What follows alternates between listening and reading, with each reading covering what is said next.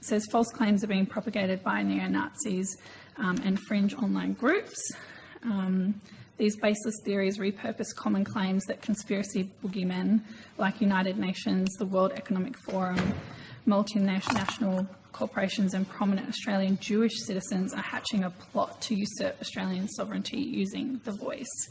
There is a lot of rhetoric that is being used by the ABC and Anthony Albanese to help get the Yes campaign for the referendum over the line. One of their biggest war cries is the claim that the No campaign rely solely on disinformation. It's a continual theme that I see being pushed on Quanda, every radio station, every mainstream media outlet, and every press release given by Anthony Albanese. Especially how this all relates to the United Nations. What we've had is a whole lot of disinformation out there. Now, I can't speak for every single video on the internet. I'm sure there are people out there who are not well informed who have put bad information out there. But this can be said pretty much on every single topic that has ever been debated. The fact of the matter is, there absolutely are links between this voice referendum and a wider United Nations agenda.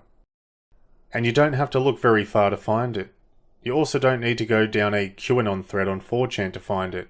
You can prove it conclusively with open source documents, speeches, and information that derives from the Australian government itself, the Referendum Council, which drafted the final Uluru Statement from the Heart, and various articles that have been put out by the UN that relate specifically to the United Nations declarations on the rights of Indigenous peoples.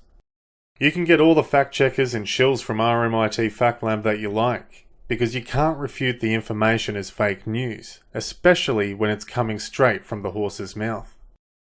The United Nations Declaration on the Rights of Indigenous Peoples and the 46 articles that it outlines are a set of rules and policies which the UN has set in place for nations like Australia to adopt and follow, or, as the Australian government put it, a universal framework. Proposed voice treaty being considered by the government isn't the only sort of Indigenous recognition that's actually been considered right now. There is a far more detailed proposal under consideration which I think could have serious ramifications for our democracy. It's called the UN Declaration on the Rights of Indigenous Peoples. Now, that does not mean that it's necessarily enforced by law. The Undrip agenda is non-binding, technically, which means it can only be enforced by our government if they so choose to legislate it or enact it in our constitution. That's when it gets real power. And that's exactly where this is headed, and what I wish to discuss with you in this video. I'm no expert on the United Nations, and I can see a lot of people out there also trying to make sense of this topic, which is very comprehensive. I feel this is the most important aspect of the Aboriginal rights agenda that is not being discussed by the mainstream media, and something a lot of people might be misinterpreting due to its complexity, which in turn allows for the mainstream media to call people agents of disinformation. As I said before, Undrip is non-binding, unless we give it the legal framework it needs to make it binding. That's what the agenda is, and that's what we need to be keeping our eyes on. There is a lot of basis for this being a threat to our democracy. Even the former government of Australia itself thinks so. According to the Sydney Morning Herald, the Australian government saw the declaration of Undrip as a threat to our national framework, which could have long-reaching consequences. According to this article, quote, "The former Howard government opposed the declaration on the grounds it elevated customary law above national law. Opposition Legal Affairs spokesperson George Brandis said the UN document was deeply flawed, and supporting it would have unforeseen and far-reaching consequences for Australian law. Of most concern is that the declaration seeks to establish special sectorial exemptions for one section of the community to the exclusion of others," he said. "There is no room in Australia for different rights attaching to different citizens differentiated only by race," unquote. With this in mind, some of you might be wondering how exactly can this be enforced? Well, in 2009, Kevin Rudd announced his support for the declaration and officially endorsed Undrip. Since then, in international forums, Australia has committed to take actions to implement the declaration. This was a very big step forward for the agenda, and I'm going to go over some of the articles that are outlined and show you exactly what we endorse and promise to pursue. Some of it is so outrageous and concerning I think you might be shocked if you haven't already read through it. But focusing on the legality of this for now, we can see how these incremental steps have led us slowly to legislating Undrip in full. Then, in 2009, when Labor were elected, they endorsed it. And ever since, the Human Rights Commission has been trying to get Australian governments to legislate the Declaration. Now, there are 46 separate articles, and the ones that everyone at home should be very concerned about are the ones that suggest there should be a separate Indigenous nation within Australia, separate Indigenous government, separate Indigenous economy, rules, law, institutions. And it essentially says that Indigenous Australians could choose whether they want to opt in or out of Australian society, under the federal government or state governments. It also suggests that federal and state governments would have to consult on every single piece of legislation that might impact Indigenous Australians, which arguably is every single law that gets passed, because Indigenous people are citizens just like the rest of us. So this is worse than The Voice, Corey.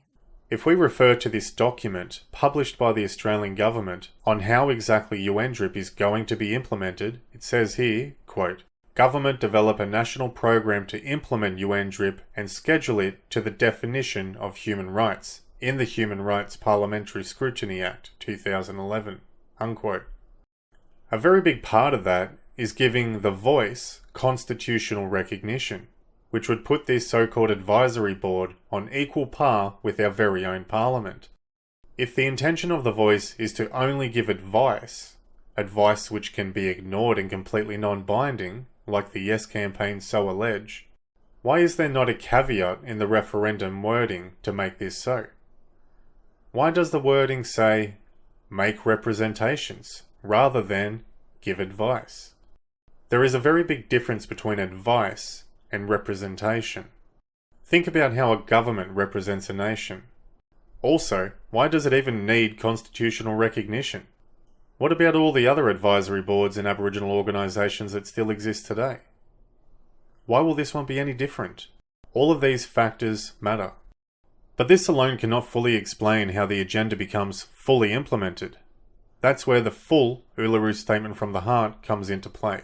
And I'm not talking about the one-pager. I mean the full, unexpurgated, unredacted version which was released under FOI, which is the fundamental basis of what the ALP government have announced they support. In particular, Anthony Albanese, who wants to implement it in full. This is where we get the term Voice, Treaty, Truth.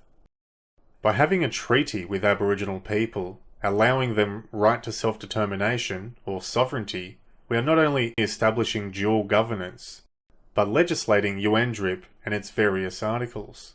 If we refer to the full unexpurgated version of the Uluru Statement from the Heart and the various logs of dialogue, specifically page 103, it says the following, quote, "There was a concern that the body could become a tokenistic process, hence it must be more than advisory and consultative. It needs power of compliance and to be able to hold Parliament on account against standards of Undrip," unquote. Now, isn't that interesting language? It completely polarizes the talking points of the Yes campaign. On page 96, under the heading of Guiding Principles, it specifically states how we ought to recognise the status of Aboriginals in Australia. It specifically mentions the recognition of treaty and cites Article 3, Article 37 and Article 38 of Undrip. This is kind of a very big deal. Just in case you are not following along, and if you are still wondering, how exactly does Undrip become legally binding in Australia? Through legislating the voice in our Constitution and the enactment of the full Uluru Statement from the Heart, Voice, Treaty, Truth, as outlined by the ALP government, who have already said this in their exact plan. Many people are wondering how the voice connects to the UN exactly, and what it means for us in legal terms. The answer is the Uluru Statement from the Heart, whose final draft came from Megan Davis, who is on the Referendum Council, alongside with mining companies and Mark Liebler. Megan Davis is also one of the people who drafted Undrip, which was endorsed and implemented by Kevin Rudd in 2009. With all of this in mind, I want to refer to the 46 articles of Undrip I mentioned earlier. Also take particular notice of the vague words that they use. Whenever they say things like self-determination, sovereignty, or refer to treaty, keep in mind that these words, in legal terms, explicitly refer to Aboriginals having their own laws and nationhood separate to Australia. For the sake of time, I won't read them all, but I will put them down in the description below if you want to check them out. I just want to highlight some of the ones that I thought were particularly important. Article 3 says, Indigenous people have the right to self-determination. By virtue of that right, they freely determine their political status and freely pursue their economic, social, and cultural development. Article 4 says, Indigenous people, in exercising their right to self-determination, have the right to autonomy, or self-government, in matters relating to their internal and local affairs, as well as ways and means for financing their autonomous functions. Article 9 says, Indigenous peoples and individuals have the right to belong to an Indigenous community or nation in accordance with their traditions and customs of the community or nation concerned. No discrimination of any kind may arise from the exercise of such a right. Now that one is in particularly interesting because it implies right there that we have to legally recognise their customs and culture without any discrimination whatsoever. As I've pointed out in previous videos, a lot of their culture is seated in absolute tyranny, child abuse, infanticide, and cannibalism. So if these primitive practices become law, you would have to just tolerate it and just not complain about it. If a 60-year-old man wants to take a 7-year-old to be his wife, as was the case in the 1930s as outlined in the book Follow the Rabbit-Proof Fence, as I outlined in my previous video, there is nothing you can do or say to prevent that. In fact, a lot of these articles seem to be based on exactly that. But referring to Article 15, we read this, quote, Indigenous peoples have the right to the dignity and diversity of their cultures, traditions, histories, and aspirations, which shall be appropriately reflected in education and public information. Is that like some sort of truth-telling? Perhaps Bruce Pascoe can fill us in more on that. Reading on. 2. States shall take effective measures in consultation and cooperation with the Indigenous peoples concerned, to combat prejudice and eliminate discrimination and to promote tolerance, understanding and good relations among Indigenous peoples and all other segments of society. Article 19. States shall consult and cooperate in good faith with the Indigenous peoples concerned through their own representative institutions in order to obtain their free, prior and informed consent before adopting and implementing legislative or administrative measures that may affect them. That kind of sounds exactly like the voice enshrined in our Constitution. Let's also forget that the $36 billion we spend a year on the Aboriginal industrial complex is apparently not enough. There's going to be a lot more reparations in the process if we end up legislating this kind of stuff. I think all of these articles outlined by Undrip are worth a read. If you can read between the lines and see what they are really saying, it's quite shocking really. It's also worth pointing out my previous video on the communist links behind the voice, which was attacked by the ABC and RMIT Fact Lab, who have since been sacked from Facebook for being biased and ineligible. I discussed the work of Jeff MacDonald, specifically his book called The Evidence, which goes into great depth how this entire process of Aboriginal rights, treaty making and the establishment of dual legality was a plan of the communists since the 1930s. There are many documents from the archives of the communists themselves which support this, which are all open source and you can check out for yourself. A lot of these documents I've been reading today seem to go hand in hand with a lot of those documents as outlined by Jeff MacDonald in his book The Evidence. I recommend going and checking out that video if you haven't yet seen it. Perhaps this is the making of a Makarrata-styled transitional justice tribunal, a running of the spears, so to speak, a purpose-built apartheid system in which you and me are second-class citizens in our own nation which our ancestors built. Marcia Langton, Thomas Mayo, Megan Davis, and many other architects of the voice which have exclusive links to communism have all been telling us for a long time that the voice is more than just an advisory board, but very few people seem to be listening. The writing is on the wall. If you are watching this video prior to voting, be sure to vote no, as you cannot take back your yes vote when the agenda starts to increase in strength. It's just not worth it. Something I have been thinking a lot about recently, in conversation with some of my friends, is not ending the fight with this referendum. The promotion of a no campaign in general is something that I think is really important. It's not just about saying no to the voice, but saying no to many of these draconian issues we face in Australia or overseas. No to the military-industrial complex.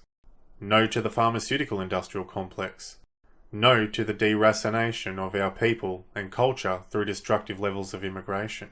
No to the sexual exploitive degeneracy that's being taught in children's schools, etc. The United Nations is very much at the helm at a lot of these issues, and it's my hopes to really keep the ball rolling on this no campaign. I intend to do what I can to push a no campaign that extends beyond the scope of this voice referendum, and I hope you guys are eager to participate. I feel like a slogan of "just say no" is very effective. It's something that a lot of common people can get behind. Let's see what agendas are live for us on the horizon. There is always something else coming. Also, I really want to thank all of you out there for sharing my videos around. I feel like we've definitely made an impact on this voice referendum, and the feedback has been absolutely incredible. It's great that we have had such an impact. The grassroots, working class, going against the big corporations, the Marxist agitators of the ABC, and the plethora of corrupted organisations that salivate at the opportunity to make us weak, like the Anti-Defamation League or the Referendum Council. At the end of the day, we are the No campaign, the working class, the grassroots people, the activists that attend protests. The No campaign is not Warren Mundine. It's people like yourself who can make this difference. We are the No campaign, and we don't need to be officially endorsed by Warren Mundine. If you like this video, be sure to drop a like and comment your thoughts below. Thanks for watching. Until next time.